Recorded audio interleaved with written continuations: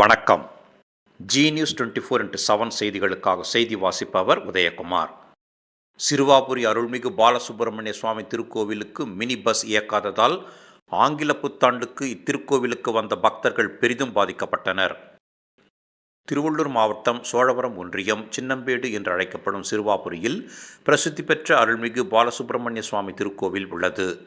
இக்கோவிலுக்கு தொடர்ந்து 6 வாரங்கள் வந்து நெய் தீபம் ஏற்றி வழிபட்டால் வீடு, மனை, வேலைவாய்ப்பு, திருமணம், குழந்தை பேறு உள்ளிட்ட பக்தர்களின் வேண்டுதல்கள் நிறைவேறும் என்பது பக்தர்களின் அசைக்க முடியாத நம்பிக்கையாக உள்ளது. மேலும் செவ்வாய் கிரகத்துக்கு உகந்த கோவில் என்று கூறப்படுகின்றது.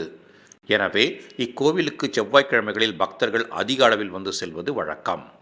மேலும் ஞாயிற்றுக்கிழமை, அரசு விடுமுறை நாட்கள் போன்ற விசேஷ தினங்களில் பக்தர்கள் அதிக அளவில் இக்கோவிலுக்கு வந்து செல்வது வழக்கம். இந்நிலையில் இன்று ஆங்கில புத்தாண்டு என்பதால் இன்று காலை 4:30 மணிக்கு கோவில் நடை திறக்கப்பட்டது. மூலவருக்கு பால், தயிர், பன்னீர், ஜவ்வாது உள்ளிட்ட 16 வகையான திரவியங்களால் அபிஷேகம் செய்தனர். இதன் பின்னர் மூலவருக்கு சந்தனக்காப்பு அலங்காரம் செய்யப்பட்டது. ஆங்கில புத்தாண்டை முன்னிட்டு பல்லாயிரக்கணக்கான பக்தர்கள் இத்திருக்கோவிலுக்கு வந்து காத்திருந்து சுவாமி தரிசனம் செய்தனர். ஆனால் புதுரோடு மற்றும் அகரம் கூட்டு சாலையில் இருந்து இத்திருக்கோவிலுக்கு மினி பேருந்துகள் இயக்கப்படவில்லை. இதனால் பக்தர்கள் பல கிலோமீட்டர் தூரம் நடந்து இக்கோவிலுக்கு வந்தனர். மேலும் ஆட்டோவில் மிகுந்த சிரமத்துடன் ஏறி பயணம் செய்து இக்கோவிலுக்கு வந்து சென்றனர்.